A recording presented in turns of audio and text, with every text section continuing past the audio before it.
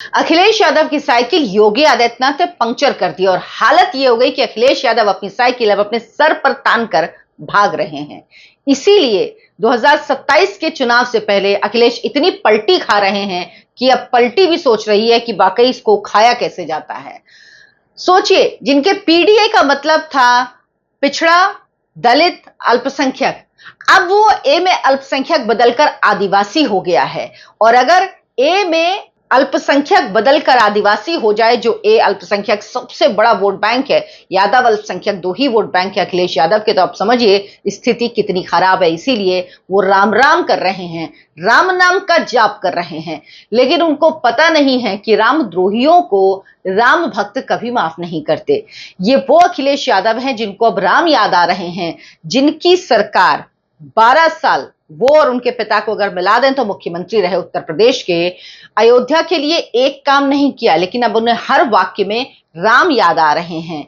क्या कहा अखिलेश यादव ने, आप सुनेंगे तो आपको समझ में आएगा कि उत्तर प्रदेश की राजनीति किस करवट बैठ चुकी है और अखिलेश यादव को अपने सामने क्या इबारत लिखी हुई नजर आ रही है। नमस्कार, बहुत बहुत स्वागत है आपका। आप देखना शुरू कर चुके हैं आनंद भारत, आपके साथ मैं हूं डॉक्टर अर्चना सिंह। आपसे गुजारिश है, आप अभी तक मेरा वीडियो देख रहे हैं तो मेरे चैनल को सब्सक्राइब जरूर कीजिए। आपके सब्सक्राइब करने से हमें बहुत मदद मिलती है।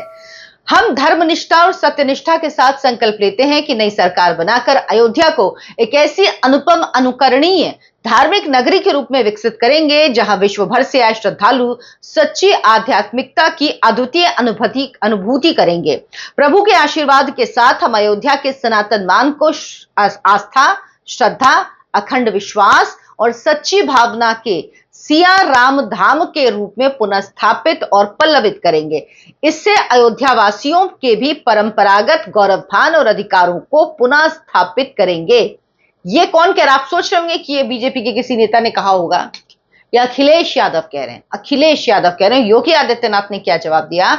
अखिलेश जी, आप अयोध्या की चिंता मत करिए, पश्चाताप करिए, आइए खुलकर बोलिए कि श्री राम जन्मभूमि मुक्ति के आंदोलन की तर्ज पर ही श्री कृष्ण जन्मभूमि की मुक्ति का भी अभियान चलाना चाहिए। यानी अखिलेश यादव खेल रहे थे राम राम खेल, और योगी आदित्यनाथ ने अब कहा कि बेटा अब आओ, अब देखते हैं क्या करते हो। राम भक्तों पर गोली आप ही के लोगों ने चलाई थी, आप ही की सरकार ने चलाई थी, समाजवादी पार्टी की सरकार ने। अखिलेश जी, अयोध्या को तो राम भक्तों ने सजा और संवार दिया है, आप उसकी चिंता मत करिए, पश्चाताप करिए, एक बार रामलला का दर्शन कर लीजिए, कम से कम इसी से और सद्बुद्धि आएगी। और अब तैयारी करिए कि हम कृष्ण कन्हैया के लिए भी कुछ कर सकें। और बोलिए ना कि श्री राम जन्मभूमि मुक्ति के आंदोलन की तर्ज पर ही श्री कृष्ण जन्मभूमि की मुक्ति का भी अभियान चलना चाहिए। क्योंकि राम जन्मभूमि मुक्ति आंदोलन तो आरएसएस, बीजेपी, वीएचपी ने मिलकर चलाया और इसमें सक्सेस हुए, भगवान राम का भव्य मंदिर बन गया है। हाँ, चंदे में घोटाला हुआ है, चोरी हुई है, उस पर कार्रवाई हो रही है और कड़ी कार्रवाई होगी। चोरों को कड़ी से कड़ी सजा मिलनी चाहिए, चाहे कोई भी हो, बड़े से छोटा कोई भी हो, मैं ये मानती हूं। लेकिन इसकी आड़ में ऐसा नहीं होगा कि जो रामद्रोही रहे हों, जो आज तक भगवान राम के दर्शन करने नहीं गए हों, उन पर जनता विश्वास कर लेगी, उन पर जनता भरोसा कर लेगी और ये मान लेगी कि ये सियाराम धाम, भैया सियाराम धाम बन चुका है, मंदिर तो अब तो पूरा बन चुका है। बीजेपी, आरएसएस ने, वीएचपी ने जो लंबे समय तक कहिए पूरा श्रम किया, अपने कितने लोगों को खोया, बीजेपी ने अपनी सरकारों को खोया, इन सब के बाद भव्य राम मंदिर बन चुका है। प्रधानमंत्री नरेंद्र मोदी के प्रधानमंत्री रहते और योगी आदित्यनाथ के मुख्यमंत्री रहते। इसीलिए आपको अयोध्या धाम की चिंता करने की जरूरत नहीं है। योगी आदित्यनाथ कह रहे हैं कि श्री कृष्ण धाम को हम मुक्त कराते हैं, वहां पर जो बगल में मस्जिद है उसके लिए काम करते हैं। तो अखिलेश यादव ये नहीं करेंगे, क्योंकि अखिलेश यादव को डर है कि जो अल्पसंख्यक यानी मुस्लिम वोट है वो उनसे छिटक जाएगा। और योगी आदित्यनाथ ने वहां पर चोट की है जहां पर अखिलेश यादव को सबसे ज्यादा दर्द होता है। वो कमजोर नस अखिलेश यादव की योगी आदित्यनाथ ने पकड़ दी है और अब ये चुनावी हिंदू निकल कर आ रहे हैं। इनको लग रहा है, इनको दरअसल पश्चिम बंगाल का चुनाव नजर आ रहा है। दरअसल अखिलेश यादव जब रात में सोते हैं तो उनको पश्चिम बंगाल नजर आता है। पश्चिम बंगाल में हिंदुओं ने एकजुट होकर वोट किया बीजेपी को, और ये सबसे बड़ा डर है अखिलेश यादव को। उनको लगता है अगर उत्तर प्रदेश में भी इस तरह से हिंदू संगठित हुआ तो उसके बाद उनका क्या होगा। जो पिछली बार उनको 111 सीटें मिली थी, ऐसा ना हो कि वो 2017 की 45 सीटों वाली 44-45 जितनी सीटें आई थी उस स्थिति में वो पहुंच जाएं, और इस बार ऐसे हालात होना लाजमी दिख रहा है।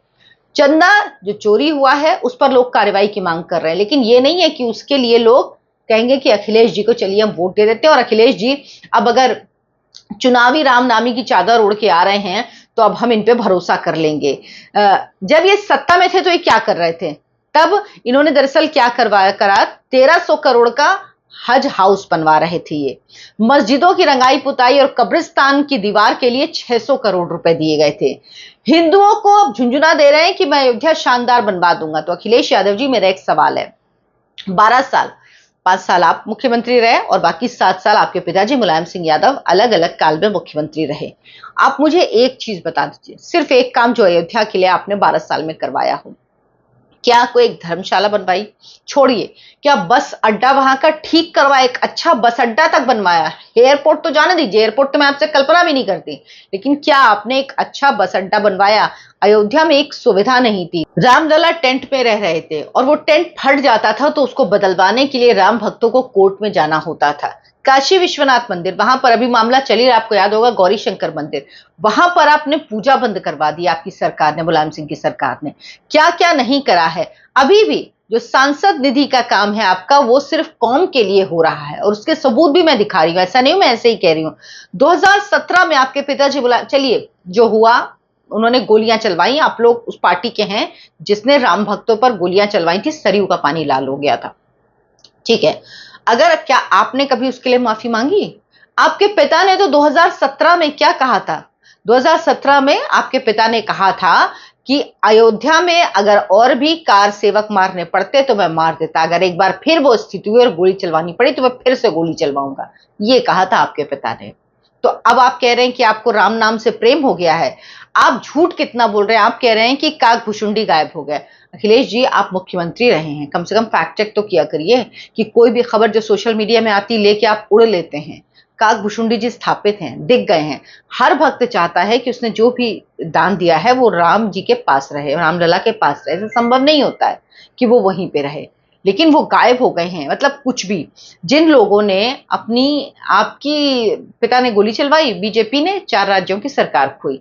फर्क ये भी है कि आप आज तक भगवान राम के दर्शन करने नहीं गए हैं।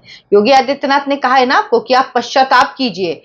अखिलेश जी, आप अयोध्या की चिंता मत करिए, पश्चाताप करिए, आइए खुलकर बोलिए। श्री राम जन्मभूमि मुक्ति के आंदोलन की तर्ज पर ही कृष्ण जन्मभूमि मुक्ति का आंदोलन हम चलाएंगे। तो आप अयोध्या की चिंता करना छोड़ दीजिए, आप पश्चाताप करिए, रामलला के दर्शन करिए, वहां पर जाइए, दंडवत होइए, प्रणाम करिए और कहिए कि मैंने और मेरे पिता ने, मेरी पार्टी ने जितने पाप किए उसके लिए हम क्षमा मांगते हैं। तो शायद हो सकता है राम भक्त आपको कहीं से कुछ कंसीडर कर लें, लेकिन ऐसा होता हुआ दिख नहीं रहा है। तो ये सब अखिलेश यादव, सोचिए कितना डर इनके मन में है 2027 को लेके कि पीडीए में से ए इनका जो है अब अल्पसंख्यक की जगह आदिवासी हो गया है। कह रहे हैं ए आदिवासी है। ये बदलते रहते हैं। मतलब सोचिए, इनको वही है, इन सब को जहां जहां चुनाव हो रहे हैं लोग बीजेपी से डर गए हैं। 2024 के बाद इनको लगा था कि बीजेपी कमजोर हो गई, 240 सीटें आई। अखिलेश यादव को लगा था कि 37 सीटें उत्तर प्रदेश में उनकी आई हैं और कांग्रेस की 6 आई थी, तो उनको लगा था कि अरे हमारी पार्टी की 43 सीटें आई, तो ये सब हमारी वजह से आया है। और वो जो अयोध्या के हैं सांसद, उनको तो ट्रॉफी बनाकर अखिलेश यादव लेके घूमते थे। उनको तो वो दिखाते थे, बताते थे कि भाई ये हैं हमारे, ये अयोध्या से जीते हैं। अब आप क्यों इतना डरे हुए हैं? अगर आपके अंदर वो कॉन्फिडेंस है तो आप क्यों इतना डरे हुए हैं? क्योंकि अखिलेश यादव भी जानते हैं कि उनके मुख्यमंत्री बनने के बाद 2012 से 2017 वो मुख्यमंत्री रहे। 2017 का चुनाव हुआ, उनके मुख्यमंत्री काल में 2014 का लोकसभा चुनाव हुआ, उनकी पार्टी हारी। 2019 में 2017 में फिर विधानसभा चुनाव हुआ, वो मुख्यमंत्री पद से हटे, उनकी सरकार चली गई, ये बीजेपी की सरकार आई और योगी आदित्यनाथ मुख्यमंत्री बने। 2019 में फिर से लोकसभा का चुनाव हुआ, जिसमें फिर से समाजवादी पार्टी की बुरी स्थिति हुई। उसके बाद 2022 का चुनाव हुआ जिसमें फिर अखिलेश यादव विधानसभा चुनाव हारे और योगी आदित्यनाथ एक बार फिर से मुख्यमंत्री बने 4 बार। 5वीं बार 2024 में उनको कहीं से जीत मिल गई। इसके अलावा जो पंचायत चुनाव, नगर पालिका के चुनाव, हर चुनाव में समाजवादी पार्टी मुक्की खा रही है। लेकिन 2024 के चुनाव में जो मिला वो अपवाद है, उसको याद रखिए। वो रिपीट नहीं होने वाला, नहीं होने वाला, नहीं होने वाला। अखिलेश यादव बात बहुत अच्छी तरह जानते हैं। अगर वो ये बात नहीं जानते होते ना तो वो 37 सीटों के बाद तो आज उछल रहे होते।